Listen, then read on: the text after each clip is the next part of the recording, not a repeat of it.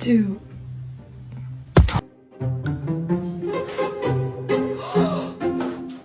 Holy shit, look!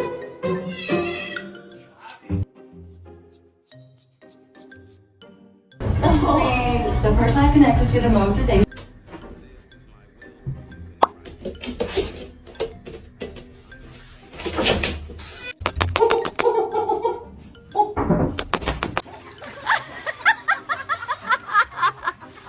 Oh my god, is he alright?